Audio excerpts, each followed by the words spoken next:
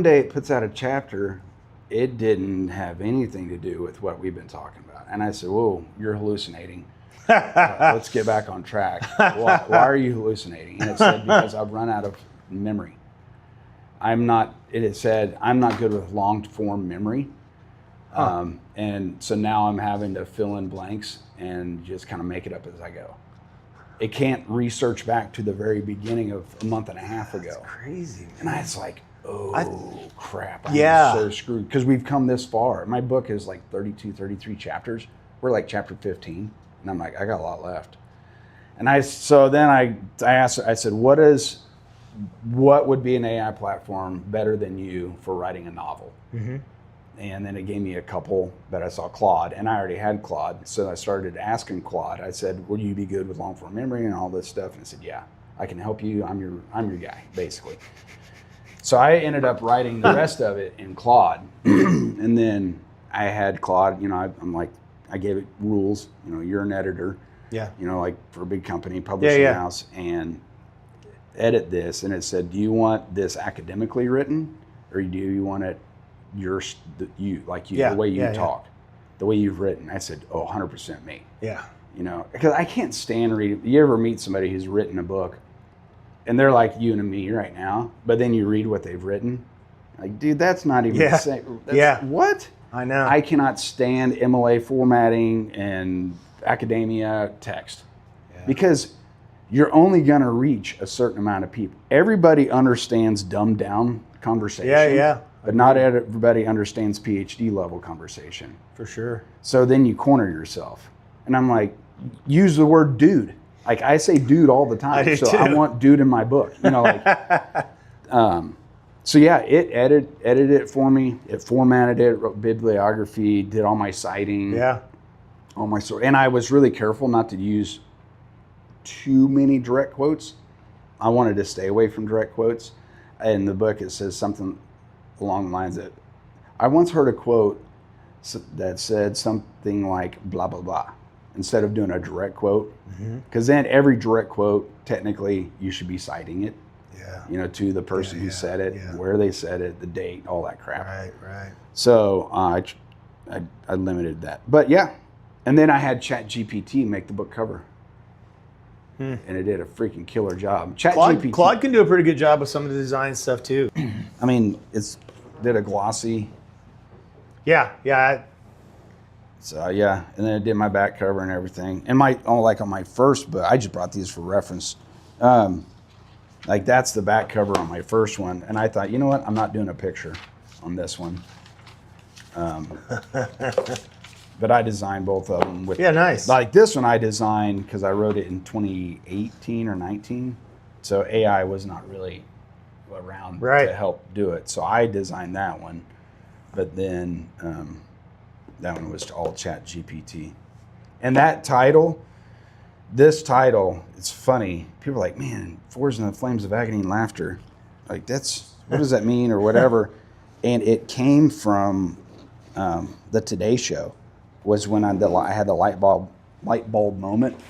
So I did an interview with Megyn Kelly on the Today Show, and I think I may have seen something. That was like 2018, July 4th, and it was a veteran deal. And so I was on her show. She's super cool, smells really good, and but I was explaining something to her, and it happened really quick. And if you're not paying attention, you miss it.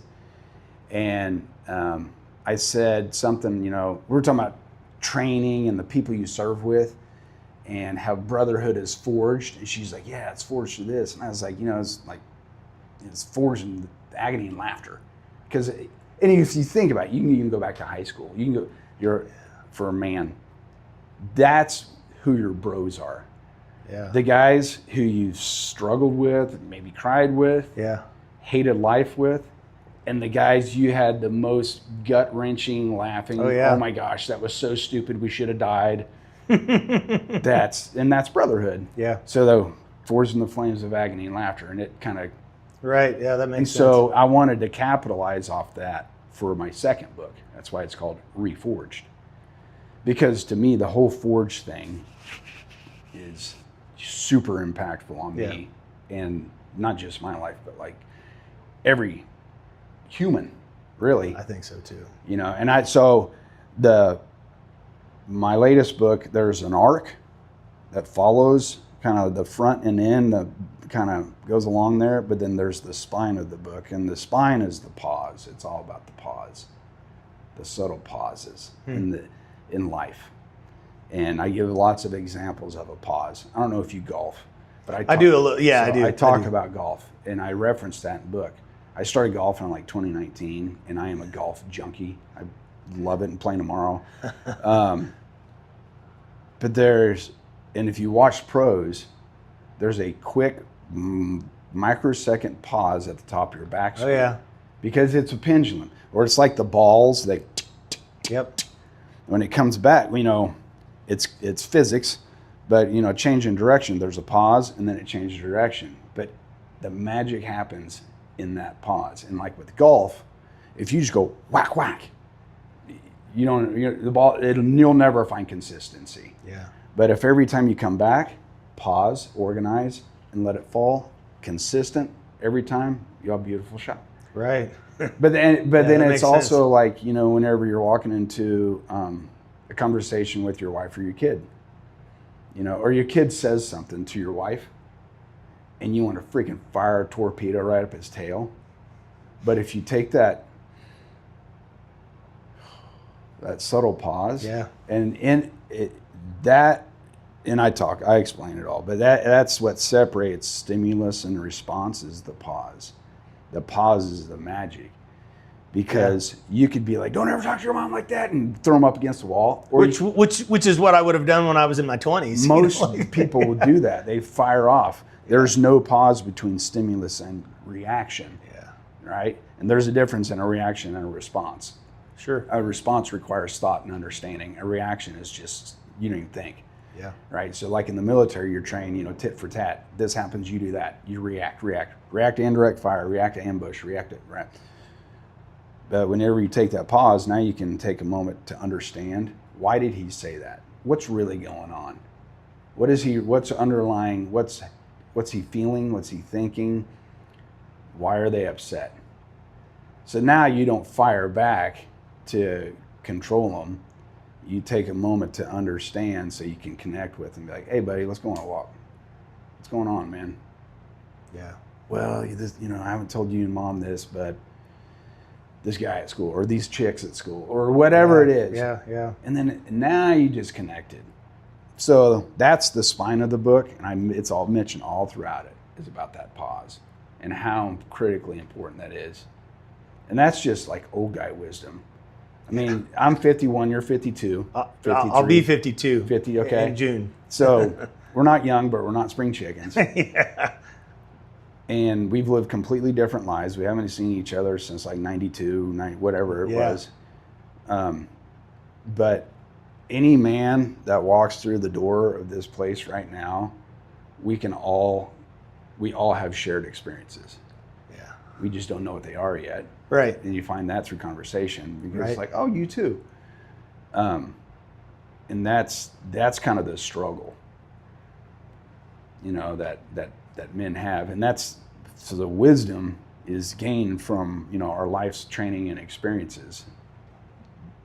Yeah. I don't know. I'm starting to go off on a tangent. Yeah, you're fine. You're fine. I love tangents. It's great. I love to go off on tangents as well. Yeah. You want to start by telling us who you are?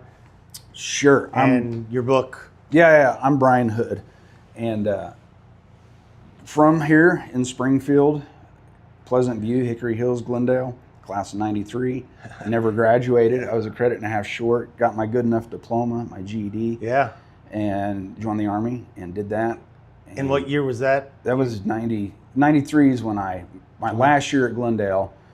I took my gap year to find myself. I did construction with a bunch of meth head tweakers and realized that is not, I always wanted to join the Army. Actually, I joined the Army in 92, the reserves here in Springfield, before my senior year.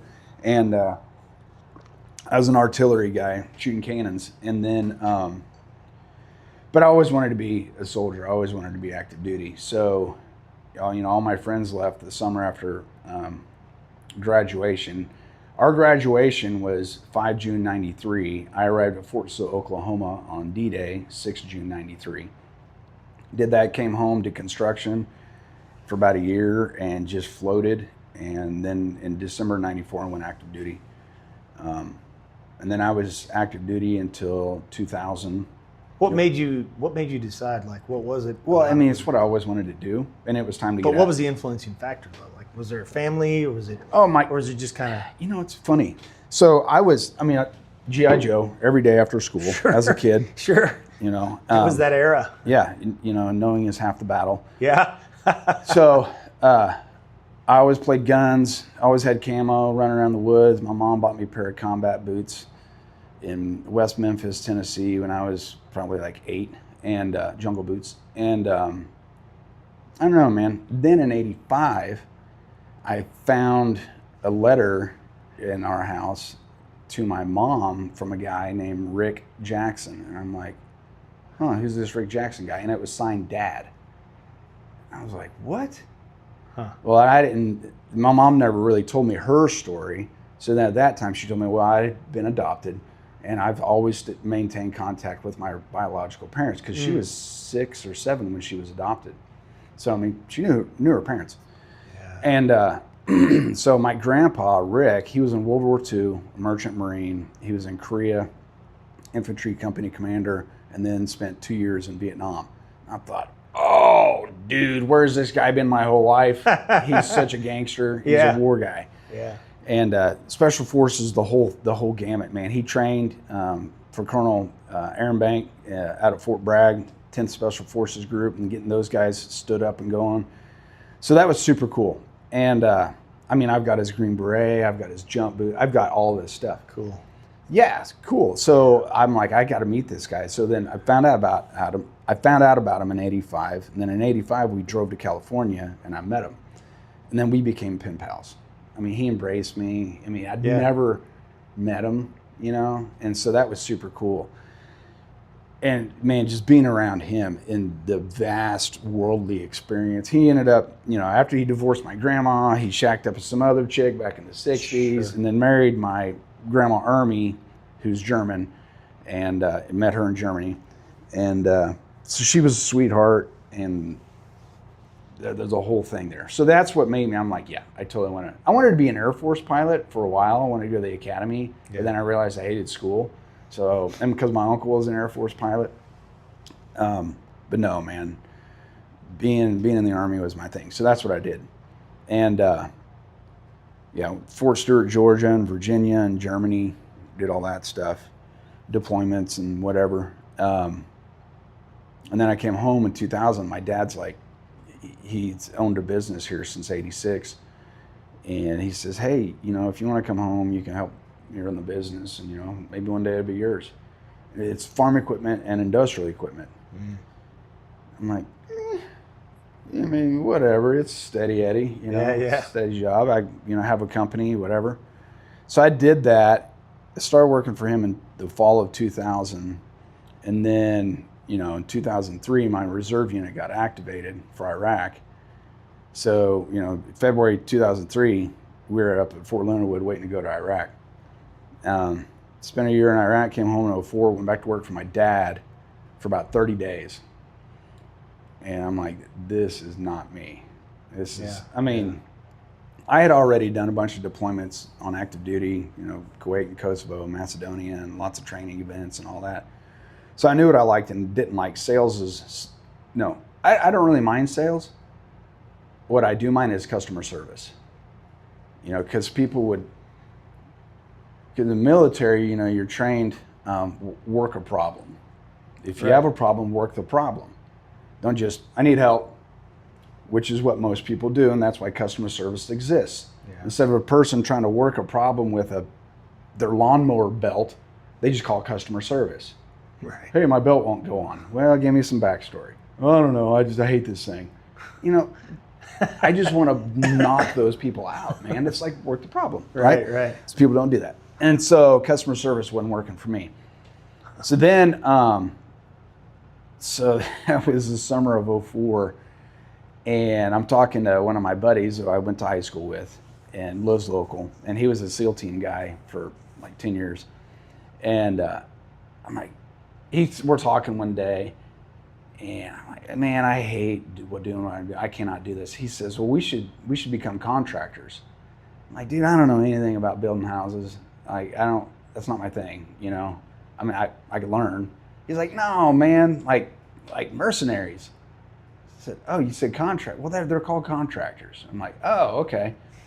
I don't know anything about that, but that'd be cool. I mean, who wouldn't want to be a pirate, you know? So he knew a bunch of guys that had left the teams and gone into contracting. And so he kind of had an in there. So then I was on the internet and looking up companies, Sandline and these old contracting companies. And then, Blackwater and Triple Canopy and all these other companies. So I sent my resume out to like 13 different companies. Yeah. Ping, ping, ping, because I had just got home from Iraq. So, I mean, I had area familiarization. Yeah. And so they're like, yeah, like probably 10 of them fired back. Yeah. Can you leave next week? I'm like, oh, hang on a minute.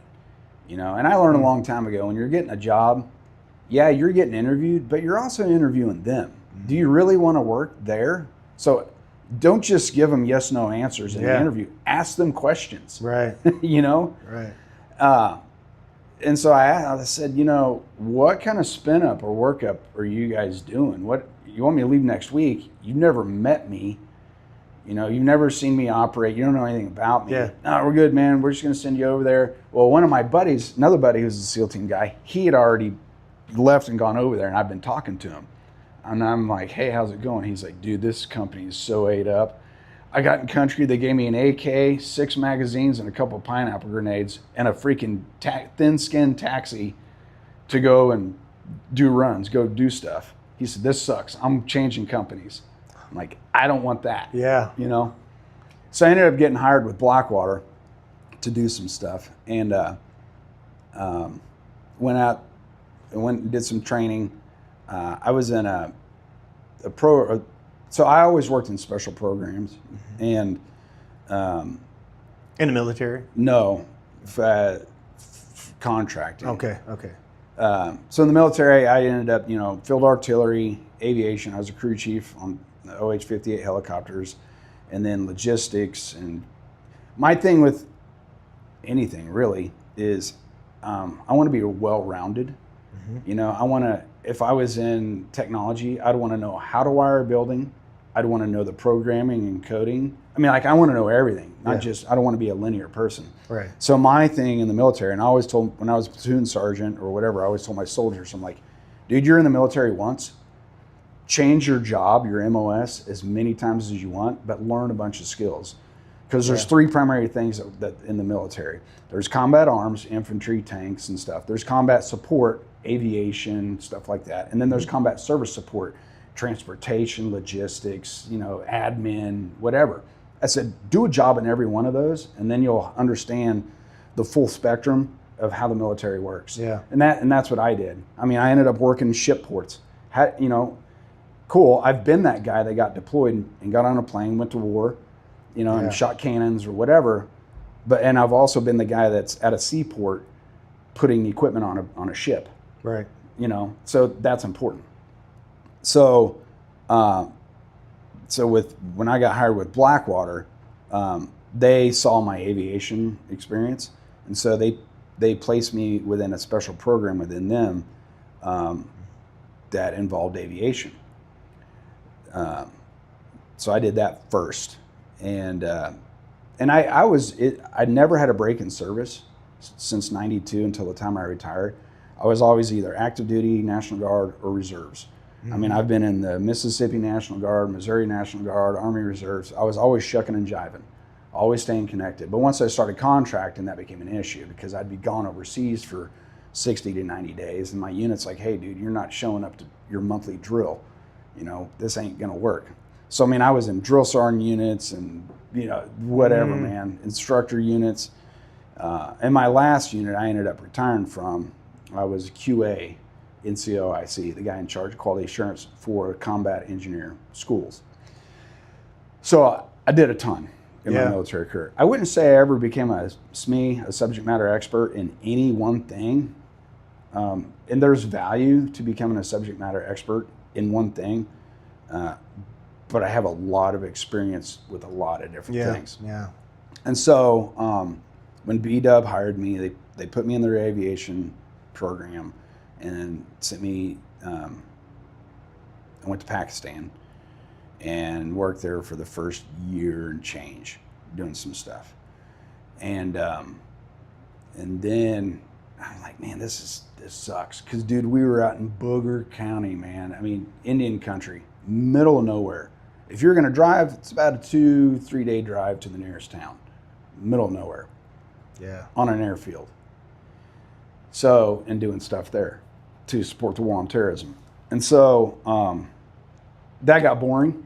I'd be there for 75 days, making $500 a day. So, I mean, it's not bad money. Yeah. And, but then I was like, there's got to be something more. So I called my detailer back at B-Dub, Blackwater, and I said, hey, I'm hearing guys talk about this mobile stuff, going to a town, where you're actually out and doing stuff. He's like, yeah, but you wouldn't qualify. You won't make the training. And I said, what do you mean? He said, you need to have a special operations background. Because I never did special operation. I was in a SF unit for a couple of years, but a special forces unit, but I never qualified. I never tried, So, and I'm like, well, thanks for your vote of confidence, but I still want to try. He's like, whatever, dude. So they put me, I guess it's on my book, but so it was with the agency. So, is who I worked for the whole time. And so they sent me through a class for vetting, not really training. It was like, you bring what you got to the table, And I was there with, Rangers and, Force Recon guys and team guys and Green Beanies and all those other guys. And there was 13 of us that started in my qualification class, 2 guys from MI6, and 2 of us finished. It was tough. And I had some help training to bring my rifle and pistol skills up to snuff. Yeah. And I trained a lot. And, I may not have had a lot of operational experience in the special operations community, but I had a lot of general experience, like to my point of the whole Army concept. Yeah. Like I could be overseas and go to an airfield, go to a cavalry troop or whatever, and say, hey, we need to get a ride on a Black Hawk. Most guys wouldn't even know the verbiage and terminology, but I did. Yeah. So I'd say, hey, where's your maintenance test pilot? Can I talk to one of them? Nobody would know to ask for the maintenance test pilot. And they're like, well, yeah, that's Mr. So-and-so, warrant officer, Mr. Smith. Cool, he's over there. All right. Hey, Mr. Smith, what's up, sir? Nothing, man, what's up? You got any test flights going up anytime soon? As a matter of fact, this afternoon we do. What, you taking a Hawk or? Yeah, a Hawk, Black Hawk. And I said, cool. How long are you going to be up? I don't know. Why? I said, well, and this is a true story. I did this in Western Afghanistan. I said, well, we need a ride to the top of a mountain. He said, and he kind of leaned in because now I've piqued his interest. Yeah. And he's like, who are you? Now, because I'm in civilian clothes. I said, I'm in the compound down in the southeast corner of the base here. He's like, oh, you're one of those. I said, yeah. He's like, all right, what are you guys doing? I said, well, it doesn't really matter, but we need a ride. He said, I'll give you a ride. Boom, just like that. Yeah. So to my point of having just being able to talk to people in different, clubs. And so I did that, and I went through the training. I passed, and then I ended up doing that for 7 years. And I won't talk about any operational stuff, but basically what I did was, did you ever watch 13 Hours? Mm-mm. Okay, the whole thing about Benghazi, the movie. So there's a movie about the Benghazi where people got killed in Benghazi at Libya. Really? Okay. Hey, no big deal. Anyhow, we had some Americans killed in Benghazi, Libya. I probably should remember it, and I just am blanking out. If I remember, it was September 11, 2012. And, well, I could look right here. So that was when Bub got killed. I worked with him in Israel, Glen Dirty, and it's hard to see, but yeah, September 11th, 2012. And so I was with him in Israel, and then he went to Tripoli after that trip, and then that's when he got killed. But there was a movie about it. So that's basically what I did. And I knew a lot of those guys. So that's what I did until 2012. And then I tore my knee in Kandahar, Afghanistan. We're getting ready to go on a move. And I hopped on, I was all kitted up with all my stuff, and hopped up on top of my truck, popped my whip antenna up for our truck, and I jumped off, climbed down on the hood and jumped on the ground, and my knee went pop, and I was like, oh, son of a gun, that hurt. All right, whatever. Just hopped in the passenger seat, and we went out and did our thing. But that night, my knee swelled up. So I went to our doc, and I said, hey, man, my knee is kind of boogered up. And he checked it out, pulled, pushed, and whatever. He's like, your knee's effed up, bro. You're going home. I'm like, whoa, wait a minute, effed up. He's like, yeah, man, you tore that sucker up. What'd you do? I said, I jumped off one of the trucks. He's like, ha, ha, whatever. So I went home, came back here, and had surgery 2 weeks later, and it never got better. Had surgery a year later, never got better. And at the time, I still had my CrossFit gym. I opened a CrossFit gym January, February 2011, I think it was, and down in Nixa. And there are a lot of guys that I worked with. Quite a few of them had CrossFit gyms. And so I was asking them over there when we'd be at work, I'm like, why'd you open a CrossFit gym? My backup plan, bro. And I was like, cool, I like it. So that's what I did. Yeah. I went and got certified and had a gym and had people run it when I was gone. It was good to have a backup plan because I needed it. Yeah. And so I owned CrossFit of the Ozarks till November 2016. Still in the military, done contracting, stayed in the know. I mean, whenever you walked in a while ago, I was talking to one of my very best friends who I met in 2008 in Afghanistan, contracting. And we talk every week. Then November 2016, that's when I hit my bottom. That's kind of like, that was my pivot point in my life. And I talk about this in the book. And I closed my gym, emailed my members. It said 2 weeks, I'm closing. I'm like, what? Dude, what's going on? Where are we going to go? What are we going to do? I'm like, I don't know. I don't care. And people ask me, like, why are you closing your CrossFit? Why are you closing the gym, man? This is our family. I said, honestly, I hate people. I hate everybody. Like, I'm done peopling. Yeah. Civilians are stupid. I don't like them. I was in all that. I was a disgruntled veteran, at the time. Yeah. And so I hit my bottom, and then a buddy reached out to me. There's more to the story. And so then February 2017, I went through a program and learned a lot and changed my life. And now you said the guy, was that the Live For Me? Yeah. So he challenged me, and men, I think men inherently like to be challenged because, everybody likes to know if you're worth the salt, Yeah. Like, what, do I still have it? So challenges, boys, our sons, I don't know if you have any sons. I do. Yeah. 2. Always want to challenge. My 15-year-old, 2 nights ago, Dad, I want to arm wrestle you. I said, well, I'm going to rip that sucker out of your body. He's like, oh. So we arm wrestled, and I won. Yeah. And, sometimes he'll want to wrestle because he did jiu-jitsu for like 8 years. And, I always took him to lessons. And a couple times he's like, Dad, come here on the mat. Come on, you just do this too. I'm like, I've done jits, man. I'm good. I know what I need to know. And so sometimes I get out there and let them kind of play with me a little bit, and then I'd hook them up. But it challenges, man. And so whenever my friend asked me that, because I'm like, man, I'd die for you. I love you, man. I'll do anything. What's up? What's your favor you want to ask? And he said, cool. Would you live for me? And I thought, oh. So then I go on a deep dive in the book about that, just about people choosing between life and death. Yeah. So in my community, in this special operations community that I'm in, we lost 2 more guys this week.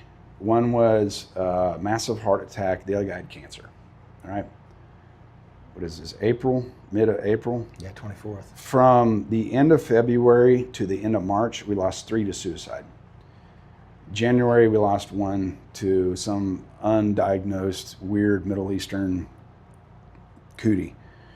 I don't know how. I've got a list on my phone. I could show you, and your jaw would hit the floor, and how many we've lost to suicide. Yeah, I'm not surprised. It is.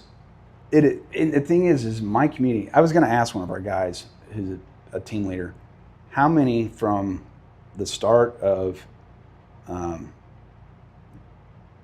this program to now, how many guys have served in that capacity?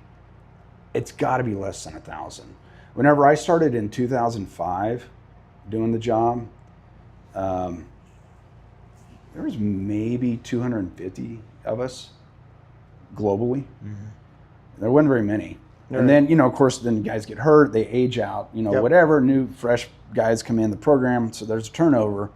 But I mean, I've got some guys that are started with me in 05, 06 time and are still doing it today. I don't know how they're doing it, but they're doing it. But dude, I bet we've lost, at least 30 just a self-inflicted expiration, And so this whole thing about would you live for me or die for me? I mean, dude, I'll die for you. Dying's easy, man. Yeah. Like, I don't fear death. I've been confronted with it a whole bunch of times. Been down 2-way shooting ranges and all that stuff.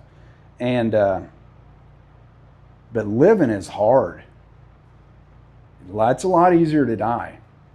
And that's why a lot of folks choose it, because it's just like, I'm done. Yeah. It's so hard. I'm struggling. Cool. I think in general in society, I think men, there's just all these different pressures, but then you add in, I think anybody that's been in the military, I think it adds a whole different level of, because I mean, like, to me, you've got, society, and then you've got military, and that it's very regimented. It's a completely different world than what we're used to, where it's much more loosey-goosey, right? And then you go from that back to... Well, so a couple things. One, we're trained to go to war and kill and all that. We're not trained to be a civilian. Right. 2, there's not... Because I've really been deep in this, trying to sort this out, because the suicide rate, men versus women, there's a huge dichotomy there. I mean, it's not even close. There was the other day a female, I saw it on Facebook, female E6 Staff Sergeant Army gal killed herself. Yes, females do kill themselves, but nothing even close to men. Agreed. Yeah. But it's not just military, it's the first responder community, for sure, paramedics, firefighters, and cops. But it's men in general. You've got people in the corporate, IT, plumbers, so it's not... And you get to that 40-plus range, and I think it escalates even more. It's not just occupational, it's men. Yeah. So there's a huge problem with men. And I think the reason... couple things why we hear about military, the 22 a day or whatever it is, it's because media. Yeah. If I wanted to pay somebody to do a media run on electricians killing themselves, people would probably be blown away. Oh my gosh, there's an epidemic in the electrician community. Yeah. They're all killing themselves, whatever. But I think 1, it's the media. The 2 is the familiarization with death and firearms. I mean, being in the military, you shoot. You're familiar with firearms. Yeah. And you're familiar with death and killing. And that's no secret. So I think that's why it may come easier to, cops and military people. I wonder, I'm curious, like, what is the suicide rate with American men versus other countries? Oh man, I'll tell you what, Australia, England, it's horrible. Really? It's I mean, it's same per capita. It's there. I always wonder if there's how much cultural difference there is. I know from just the society in general, I think there's tremendous amounts of pressure on men because we've got to be strong, but we've also got to be, well, and all these different. A lot of it is this bull crap about that we've dealt with. I mean, I don't know if you're a left wing or right wing or whatever. I don't do politics. I can care less. Like they all suck and they're all awesome, or whatever. Yeah. But I do understand trends, and like I keep my ear to the grindstone. The whole trans thing that went up like that, and now it's kind of like wherever it is. Also, the wokeism, and as far as men and female empowerment or whatever's gone on. You see guys are like, "Hey, shut up and go make me a sandwich," So then when men being emasculated. So all of that, I get it. So I think a lot of men, and just through conversation, what I've learned is they're just like, I'm done. I'm sick of it. I'm living with a wife.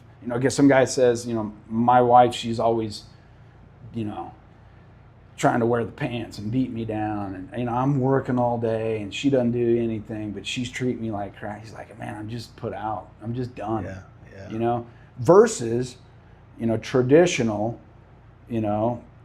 where the husband walks in the door, the kids and the wife, they come and greet him, happy to see him. There's food on the table. Let me take your boots off for you. Yeah. Good to see you, honey. A shoulder rub. Thank you for supporting us and putting a roof over our head. Having some appreciation. I think that's a lot of. I've got this big thing, that I've talked about a lot. It's about being seen, heard, and valued. So everybody wants to be seen, heard, and valued. Oh, for sure. And men won't really acknowledge this, but they like to be acknowledged. Sure. It feels good. All day long, yeah. Yeah, like, if you're at work and your boss or somebody comes up and says, Dustin, man, I really appreciate you for this, this, and this. Not just, hey, I appreciate you. Cool, thanks. Yeah. What do you appreciate me for? So when you get specific, man, I really appreciate what you did whenever, what up. And you're like, man, just doing my job. You stay humble. But on the inside, yeah. That's joy. Yeah. It's feeling, your joy meter just went up a little bit. It makes you feel valued. Oh, yeah. Right? Yeah. People aren't getting that acknowledgement. And that's a two-way street. Men need to be acknowledging their wives. Sure. Agreed. But men are not getting the acknowledgement. Instead, we're getting all the media bias about how bad men are. Men are bad. And they're roar, roar. I watch a lot of talks, TED Talks and speeches and stuff. And they were talking about Taylor Swift. And I guess Taylor Swift at a concert went on this tirade. I can't stand that girl, by the way. She went on this whole thing about how men are oppressive towards women and women, yay, and all this. And then, so the speaker says, who built the stage? Who invented the microphone? Who did the lighting? Who created all this stuff so you could sit there and bash the people who made it possible for you to elevate yourself? Men. 100% men. Built the stage, put it together, all of it. And you think about our society. This is not a bash on women if somebody gets their feelings hurt. Yeah. This is just facts. Yeah. Who builds most of the buildings? Roads. Cutting concrete, pouring concrete. Right. Who does all that? Infrastructure. Who's all the iron workers? Who made the trains? Who laid the train tracks? Like all of that. It's men. Yeah. That's a fact. It's not debatable. So partially when guys get beat up on about being oppressed, I blame them because you're accepting a falsehood. Look at the facts and just know that whoever says that they're ignorant. So take comfort in that. But I think that's what beats a lot of men down. It's just they get tired and worn out and they're sick. Yeah, and I mean, I think feel too, like there's no out. There's just from the men's perspective. I mean, I feel like that there's an expectation of, you're going to do this and you're going to do that. You're going to provide for the family. Yeah. You're going to be strong. You're going to provide good discipline and be strict and provide these boundaries for our children. But then also you've got to be tender and soft and all these things. Oh, and take out the trash and all the things that happen in life. And yet if we don't do that, if we fail in any one of those things, a little bit, it's like there's no, it doesn't feel there's no like grace. From a society, from a societal standpoint, it's like, well, you're no good. And then we're like stuck in this place of like, oh crap, okay, well, what am I good for? I don't get it. I don't feel appreciated, regardless if it's true or not. I don't feel appreciated. And then therefore you're like, your self-worth goes down. And you're like, crap. And men, we're super, super simple creatures. Yeah. I mean, what makes us happy and what do we need to survive? Right. We can be naked and afraid. You know, you can get by being naked. So we don't need clothes, but it's nice. Yeah. So the basic things, it's like, what's his name? The hierarchy, the basic human needs. Maslow's. Yeah. You know, we need air, we need food, we need water. Yeah. Okay. And secondary to that, shelter is good. You know, right? If you have air, food, water, and shelter, we're good. Now, what makes us happy? Keep our bellies full and our nuts empty. You know, So for a wife to keep her husband happy, make sure he's fed, be good to him in the bed. Right. That is it. You will have a happy husband. We don't need trinkets and like if you want to decorate the house, great. Do I need it? No. I do appreciate it. Thank you very much. Yeah. I don't need it. I'm hungry and you look really nice. Yeah. We're really that simple. Yeah, I agree. Women, completely different.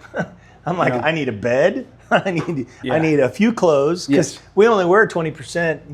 20% of our clothing that we have in our closet. 80% I still have of the clothes time. from high school, dude. that I'll like old concert T-shirts. I'll still wear. Yeah, we're simple. So just a little bit of acknowledgement, a little bit of attaboy, a little bit of appreciation. We may be like, yeah, we shrug it off like it's no big deal, but really inside, completely. It's like a teenager, right? Yes. They're like, whatever, it's not a big deal, and but they act like it's not, but inside it's totally, I get it. And then lastly, for men in this whole struggle thing is identity. Yeah. A lot of people, I call it Al Bundy syndrome.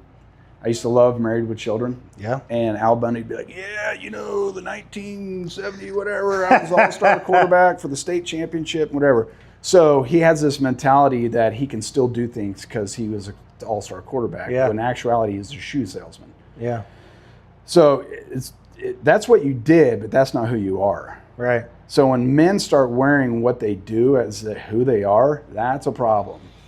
Oh, yeah. So you got to remember, it's a jersey you put on and you take off. Yeah. And so with military guys, huge problem. That is the biggest problem. Rarely will you see me. I don't go to all the veteran events. Sure. I don't wear I served or Iraqi freedom. I don't do anything. Like most people, if you just never met me, you wouldn't know I was in the military because I'm really not going to talk about it much. It's something I did. It's not who I am. Yeah. I'm not a soldier. Of course, Marine Corps guys are like, that's why the Army sucks. Once a Marine, always a Marine. Cool. It's what you did. It's not who you are. Right. Right. So guys get caught up in that, and because they're like, well, I'm a soldier without a tribe. Because now you've left. I'm a cop without a tribe. Yeah. I hear about it all the time, man. These guys they'll be copping. And I got friends on it, Springfield and counties, cops and all that. A guy will retire, and then within a year or two, he kills himself or dies. So one thing I learned is that way back when, when it comes to torture, right? So you could be drawn and quartered, you could be the devil's fork thing. There's all sorts of ways to be tortured and killed, hung, and all that. The worst punishment was none of those. The worst punishment was exile. Being cast out from the tribe that you know. Yeah. And usually those people end up killing themselves. Look in the Bible. Judas. He screwed up. You know, he did what he did to Jesus, and that was bad. Who was his tribe? He was one of the 12. Right. That was his tribe. Because he did that, he was exiled, regret, shame, depression, hung himself. Yeah. He lost his tribe because the Pharisees and Sadducees and all those people, they didn't want to hang out with Judas because he was a Judas. Nobody wanted him. Nobody wanted him. He turned his back on his own tribe. So he had nobody. He had exile. Yeah. That isolation. So he was alone. Isolation. And tough. so, excuse me. And so within my community, one of the team leaders, he started, I think earlier last year, GDA, it's called Global Dagger Association. And Tom has done a phenomenal job doing this. And lately it's really gotten a lot of traction. We've got our Signal chat groups and stuff like that. And we're inviting old guys to the chat group to bring them back in. I mean, a lot of guys are doing fine. You know, they don't do the work that we did anymore, and they're working on a ranch in Texas, or they're doing whatever, doing life, and they're great. But a lot of them have killed themselves. Not while they're on the job. It's after they left the job. Yeah. They left their tribe, and now they're living in isolation. So now we're actively, you know, roping them in and trying to bring guys. If you want to be involved, cool. If you don't, cool. Whatever. But not cool if you don't want to be involved. We just want to make sure you're good to go. Yeah. You know, and you know, some of the guys. I mean, like me, I don't need it. Because I'm very happy with my life, my wife, my kids, my grandkids. Right. Like I'm pretty happy. And I have a genuine concern for my brothers. Sure.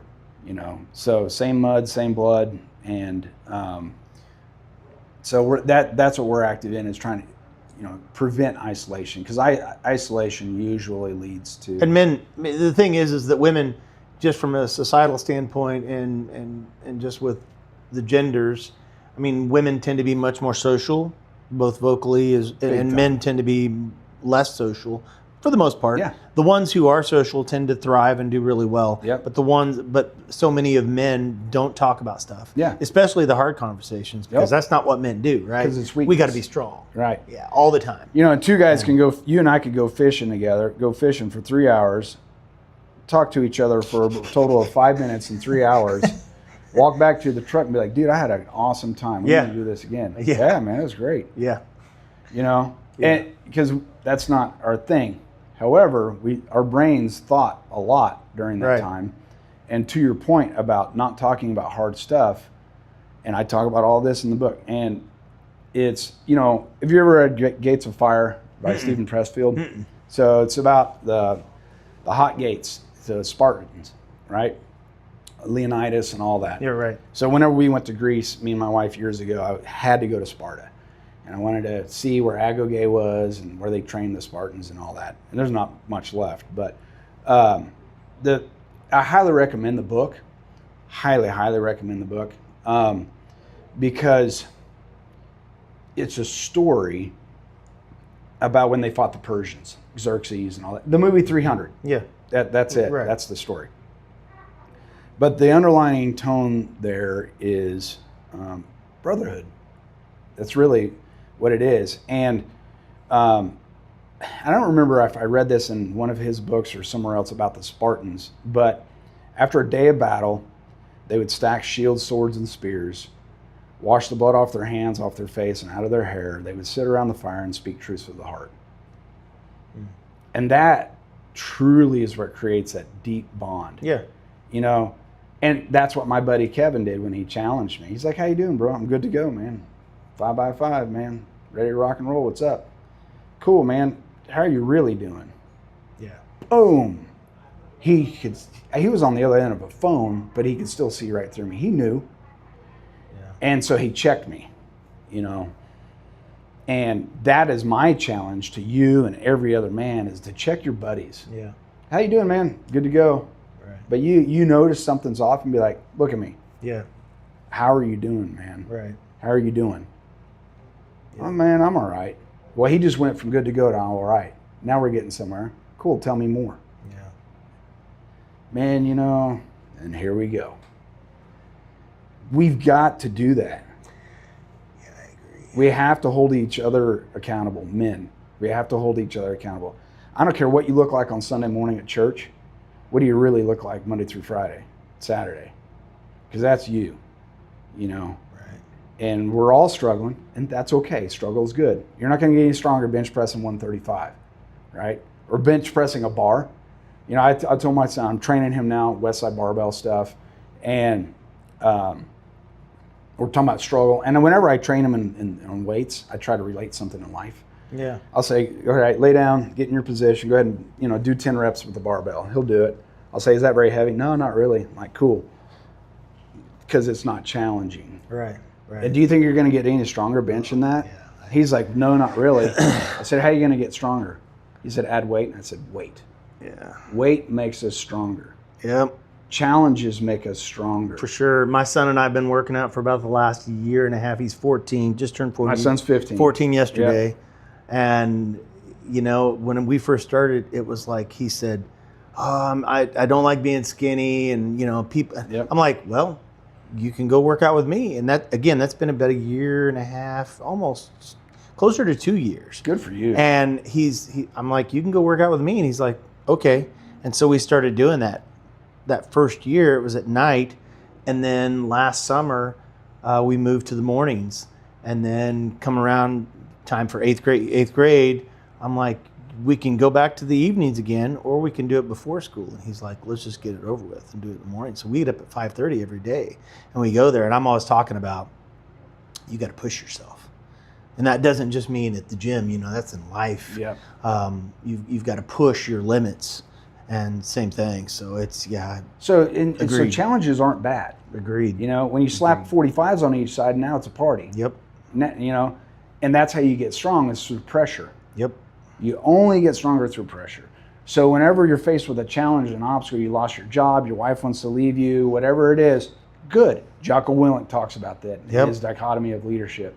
The great book. I don't think I've read that one. He's got 2 books. Extreme Ownership, pretty good book. Yeah. But then the second one, Dichotomy of Leadership, that's awesome. Yeah. Because he talked about how, some of his guys would come to him and be like, hey, boss, we got a problem with this, whatever. And he'd look at him and say, good. What do you mean good? Like, this is not good. He'd be like, make a plan, work the plan. Yeah. And I was like, oh, now it's back on them. So struggle is awesome. That's what makes us Gandalf in life at the end of our life. Yeah. Because somebody who's never experienced, somebody who's never struggled, they don't have a lot to offer. They can't relate. Right. And it kind of goes back to learning. I know a few people went to high school, went to college, got their master's, got their PhD, and now they're a professor at the school and that's all they've done. Super smart, academically speaking. Yeah. But I wouldn't say there's a ton of wisdom there, because. But the question is too, like, take those people and remove what they're doing now, their definition of what they are. How do they react to that? You know what I mean? Are they the same as everybody else, where maybe they are like, crap, now what? I feel like that defined me, even though it didn't. Sure. Yeah. So same thing. Anthony DeMello talks about that in his book, Awareness, another awesome book. And, he talks about knowing. Yeah. He's like, people say practice makes perfect. Okay, practice doesn't make perfect. Practice makes perfect. And then he goes on to talk about knowing knowledge is power. That's what he says. You hear, knowledge is power, man. Stay in school. Knowledge is power. Wrong. Knowledge is not power. Knowledge in action is power, but just knowing is not power. Anybody can know. Anybody who can read or hear can know. But that's not powerful. What's powerful is taking what you know and now putting it in action. So to the point about the person who stays in school and gets their PhD and goes back to the university and become a professor, they know a lot of stuff, but they've never put it in action. Yeah. So they're not a very powerful person. Give me the guy who dropped out, quit school at 8th grade. He's constantly learning. He's going to continue to learn through challenges. Right. and he is doing. That's a gangster, man. Yeah. If you look back at some of the leaders of our country, like the 1800s, 1900s, Thomas Edison, Mark Twain. I think Mark Twain dropped out of school at 6th grade. Yeah. Some of these, there's a whole list of them. Google it, man. It'll blow your mind. Who are some of the greatest U.S. Americans who never completed high school? And there's a whole list. Yeah, I bet so. And it's like a lot of people, man. And it's the founders of our country who are awesome, you know? So my point is do. Be a doer. You know, go do stuff. Learn, awesome, do. But you're going to face those challenges. Don't stop at the challenge. Don't try to figure out a way around the challenge. Yeah. Learn to navigate through the challenge. Because then when your son comes to you and says, Dad, I'm having an issue with whatever, and you're like, oh, yeah, good. Yeah, yeah. I've been there.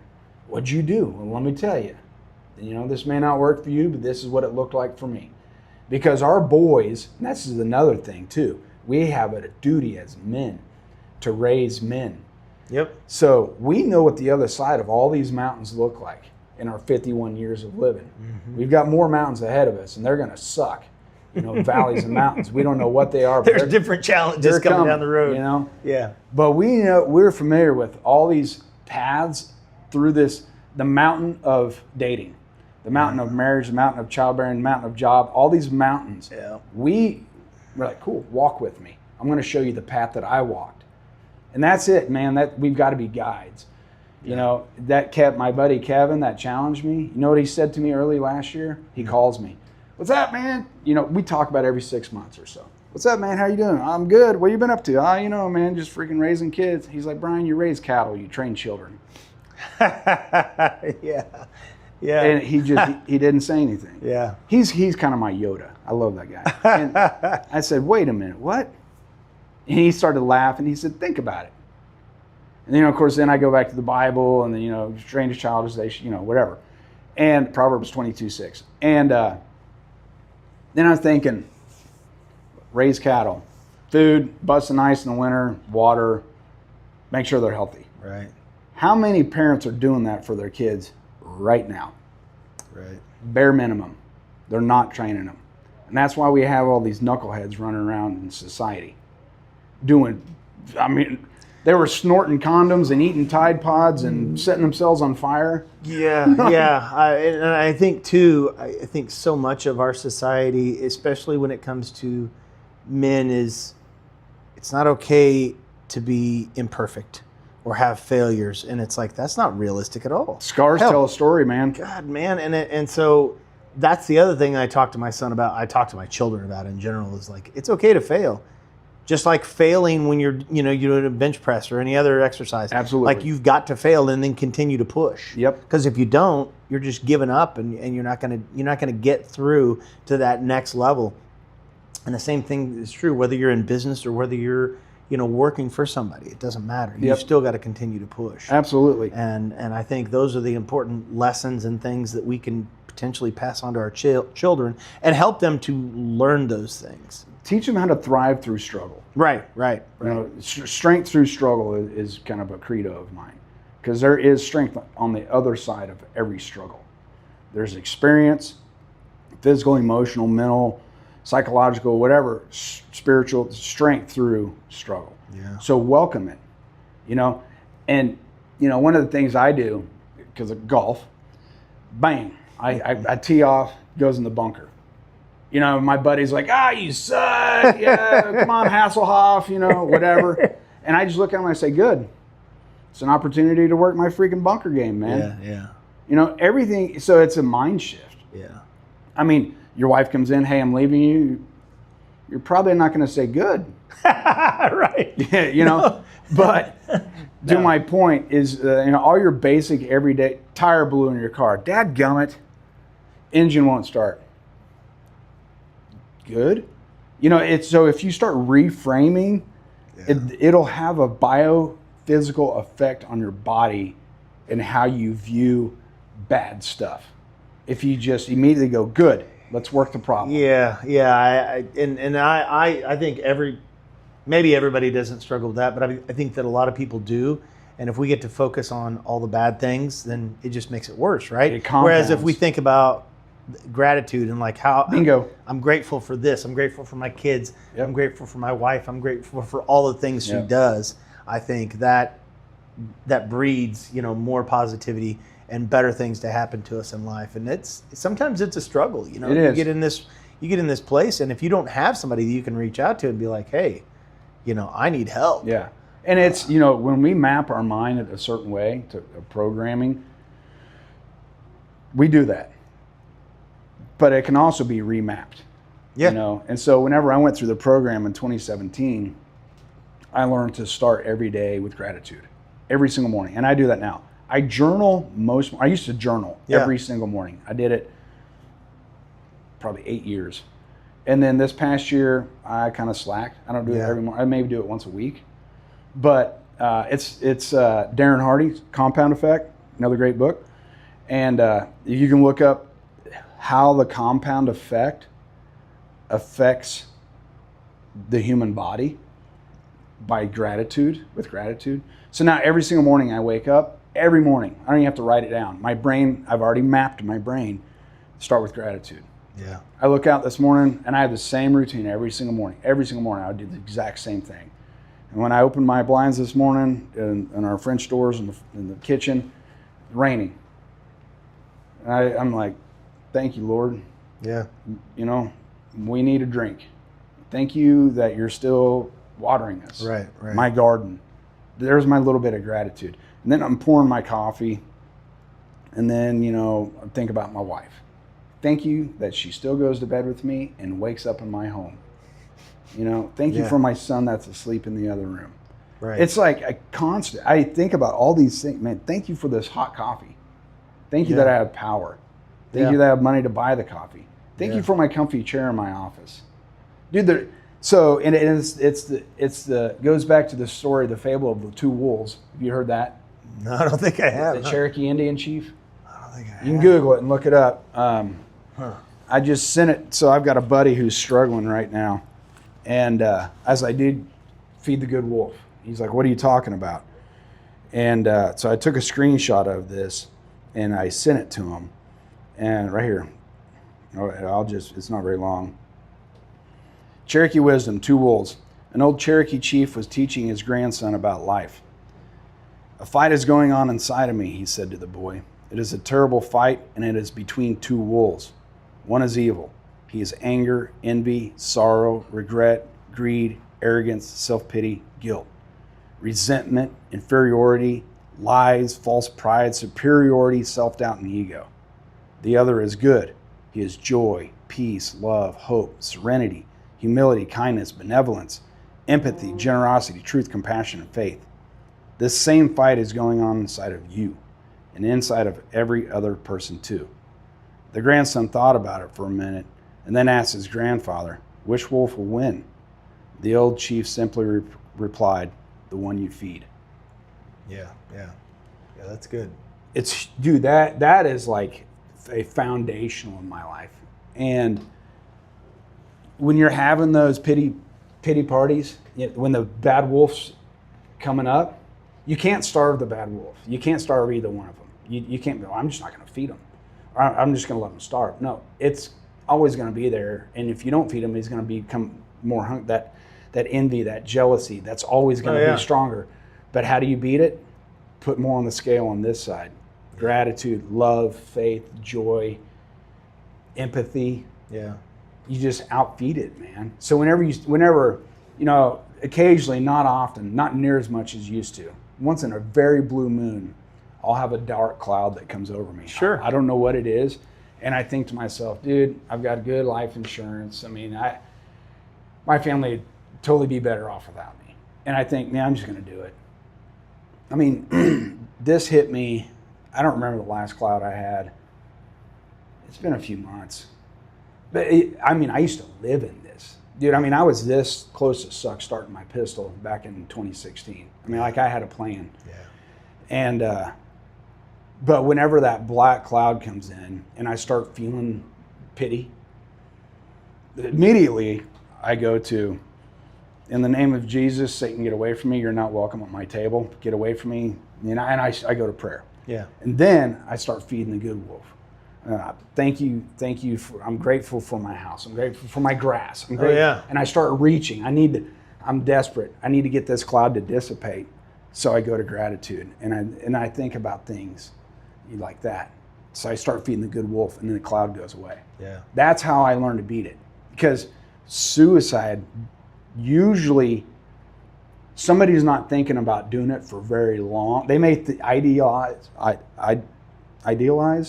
about it, but the moment of them holding a pistol and getting ready to do it usually doesn't last long. It's a moment. Like my buddy Hydro, who just did it at the end of February. You would never know. You look at his Facebook page, and you're like, dude, this guy's happy. He's got twin girls, a son, beautiful wife.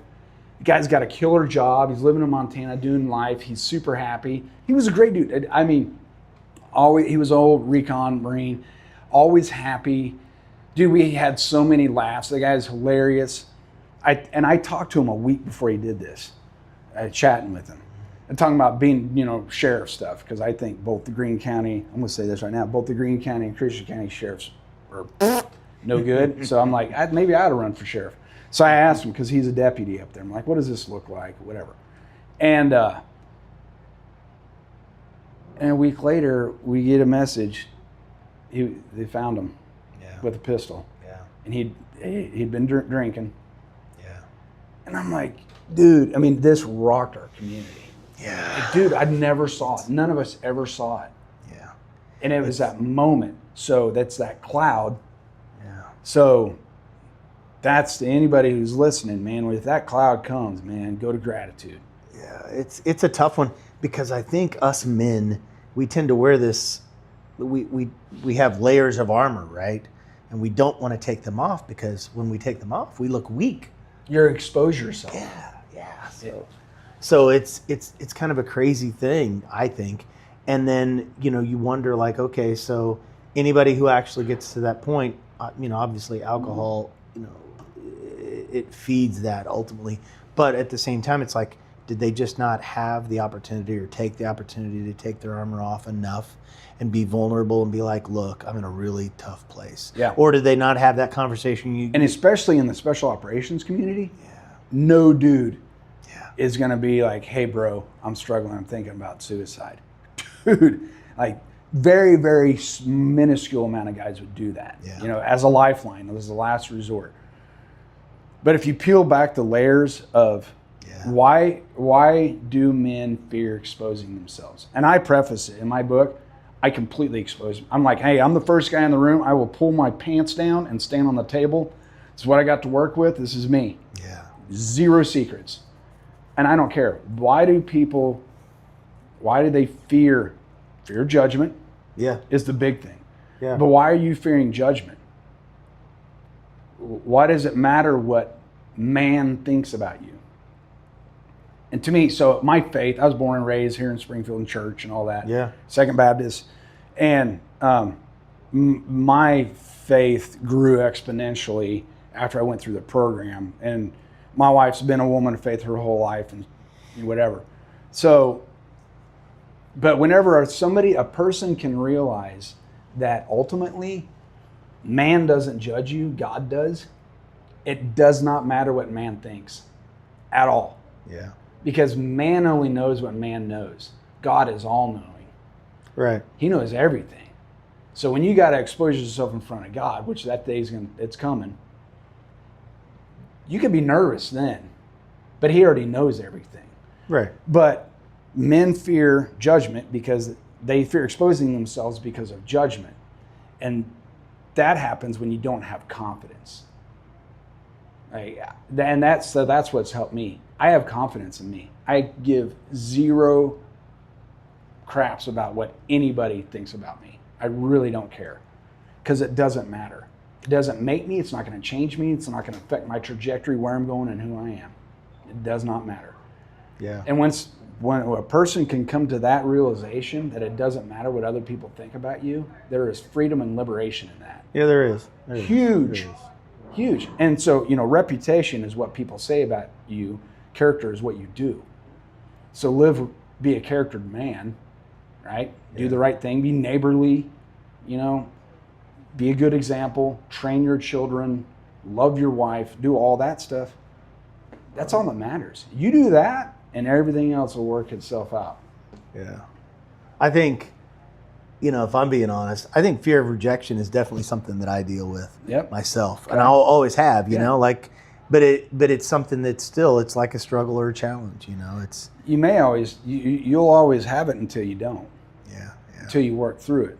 Yeah. So you just admitted fear of rejection. Awesome. Thank you for sharing that. And I would encourage you to dig into that. Why is that? What is there? 9 times out of 10, it's something from your childhood. Not that your parents were bad or you had a bad upbringing or anything like that. But, I had a fear of rejection. And I talk about it in my book. Yeah. There's a chapter, My Dad. Yeah. And it's how I was raised the way I was because he was raised the way he was. Yeah. And his dad, my grandpa, was raised the way he was. And so that is generational until you go, oh, wait a minute, I see that. I'm changing it. Yep. And you shift it over. Yep. So my older 3 kids know the old me, and my 15-year-old, they're all in their 20s, 2 of them are married, and my 15-year-old knows the new me. Agreed. He got a little bit of the old me until I knew, until I became aware, and I shifted that. I've got 5. Fear of rejection, because as an example, my dad, and this is the example I gave in the book, so I'm going to give it here.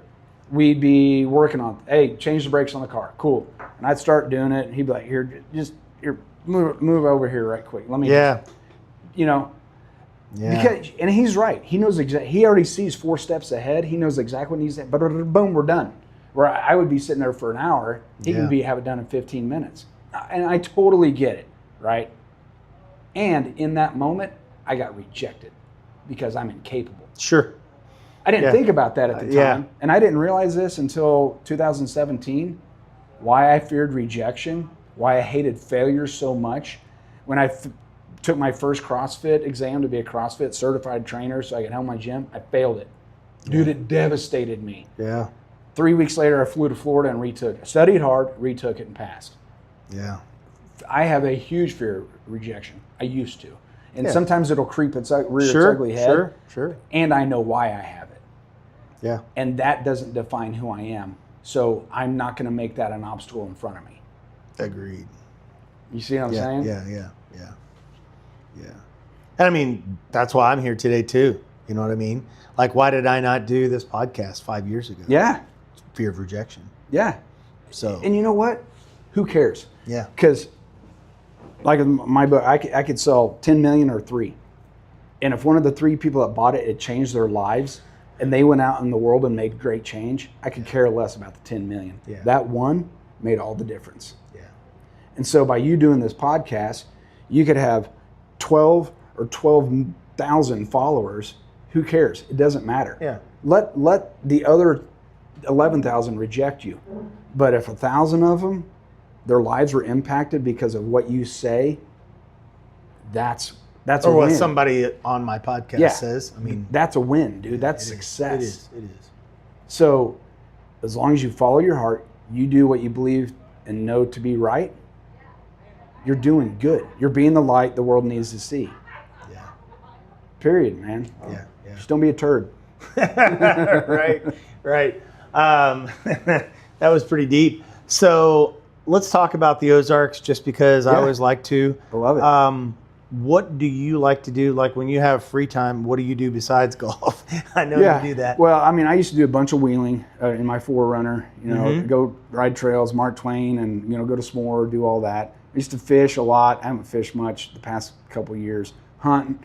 I haven't fished in, probably with my grandpa, it's probably been 15 years at least. Well, do it this summer. Do it at least once. Hunting, I mean, I like to hunt. We live on 25 acres, south of Nixa. So I'm into, I got my wildlife food plot. We do hunt there on the property. My boys will hunt there. I hunt out in Lawrence County at our family property. Beehive, I love keeping bees. Yeah, I saw that. I've learned a lot through beekeeping. We have an Airbnb and I manage that. But what I like to do, man, I like not leaving my property a lot. Yeah. If I could stay on our property, on our homestead for a week and be fine. I do like engaging with other locals. I like trying to fill other people's cup, so to speak, with joy. Yeah. I go to Nixa Hardware a couple days a week, talk to my buddy Rob up there, talk to Danny, Al, whoever. It's a great place. They're great. They are. And, I'll sit there and visit with them about whatever. And I got my grandkids. My grandson's coming over today. But I like walking slower and seeing the naked lady flowers that are coming up right now. The irises are blooming right now. The daffodils have come and gone.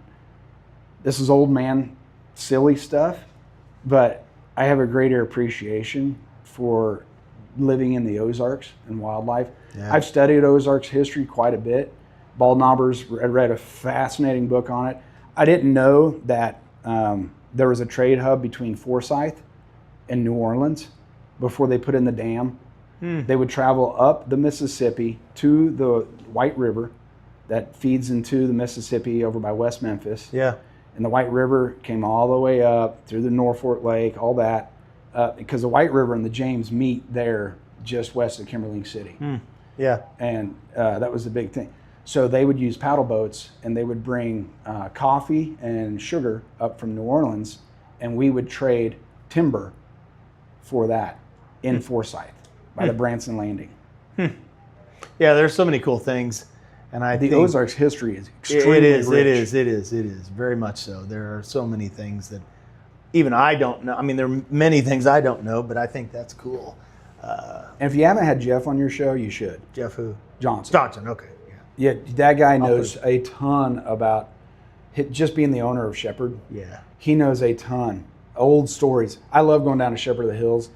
We'll hop in a vehicle and we'll just drive around and be like, you see this knot? He's the one that taught me bald knobbers. You know what that means? No, not really, no. Right? Nobody does, right? So down in the Ozarks, Hollister and, Taney, Stone County, we got all these draws and draws and spurs, valleys and all that. And you'll see like an outcropping and then it drops. But the outcropping, it drops on three sides, right? And it's got trees and all that. But if you drive out there and you look, there's some of them, they'll have cattle. It'll be clear, just like a pasture. Sure, yeah. That's a knob. That's a bald knob. Makes sense. Interesting. And so snap bald, SNAPP, like Tracy Snap in high school. Snap bald is where the bald knobbers used to meet. Up there, whenever they would have their get-togethers out and their fire and all that, and wear their masks and all that, they met on Snap Bald, which is over by Kirbyville. Okay, yeah. And you can go to the church where Nathaniel Kinney preached in. Nathaniel Kinney is the one who started the Bald Knobbers. So the old church is still there where he was. That's crazy. Preacher. Yeah, and so it's. So Jeff's the guy, man. Yeah, that'd be good. He's a wealth of knowledge on Ozarks. I love living in the Ozarks. Yeah, and I do too. And what's funny is, and maybe is your family from here? Oh yeah, yeah. So West Plains, Willow Springs. So my family settled here in the 1850s in Lawrence County, north of Miller. Jesse Jefferson Hood is my sixth great grandfather. So my Hood lines came from Virginia, West Virginia, settled in Mudlick, Kentucky for a number of years. And then once Richard Hood, my seventh great grandfather, once he died, Jesse and his mom, Nancy Branch, they migrated to Miller and homesteaded there. My dad owns the property he homesteaded on today. That's where I hunt. So a lot of us locals, natives to this area, I'm a member of the Sons of the American Revolution, so I'm really into genealogy. But a lot of us, our families migrated from the Carolinas and Virginia, which most of them did, but through Kentucky, Tennessee, and settled here. A lot of them lived in West Virginia. And the reason they stopped here is because the Great Plains start by Mickey Owen Baseball School. Did you know that? I've heard some stuff about that. But so the Great Plains runs from around Lyman, Colorado, just east of Denver, to Lawrence County. Right there at Mickey Owen, just west of Mickey Owen Baseball School. I know where that's at. About a mile. You'll be driving west on 96. It's all wooded. There's Mickey Mouse. yeah. And then all of a sudden, poof, it opens up. Yeah, because my grandma, they moved to, not Halltown. That was one. My mom lived in Halltown. Yeah. And then my grandparents moved to Mount Vernon. Turnback Creek. 96 out. Okay. Yeah. Yep, Mount Vernon. Yeah. So that's where the Great Plains start. And a lot of people don't know that. So the settlers, and tons of Indians around here, right? So Trail of Tears, Cherokee. The Cherokee Nation used to be Alabama, Georgia, South Carolina, and whatever. So they Trail of Tears, they moved, they settled here. Of course, then they got moved out again. Yep. But the settlers they'd come to this area, and then they would run into the Great Plains. They're like, whoa, wait a minute. This ain't like West Virginia and Tennessee and Kentucky no more. Where'd the trees go? Right. Where'd the hills go? Right. We're going to come back this side of it and settle. So that's why Springfield, the Queen City of the Ozarks, was so popular with the settlers, because it reminded them of Kentucky, West Virginia. They knew how to run the hills. Yeah. They knew how to run snares and traps, hunt and fish, do all that. You don't do all that out there in the plains. So that's why they're as far west as you can get and still be in the woods. Yeah. So we're hillbillies. Yeah, I mean, by definition, we are hillbillies. Oh, yeah. No question. And I'm proud of it. Yeah. You know? Yeah. I'm Same. proud of my lineage, my heritage, and my blood. Yeah. Yep. Yep. I love living in the Ozarks, man. We got a rich history here. It's good stuff. We do.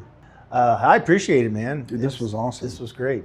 I love catching up with friends, old acquaintances, and just, I think it's important. I do too.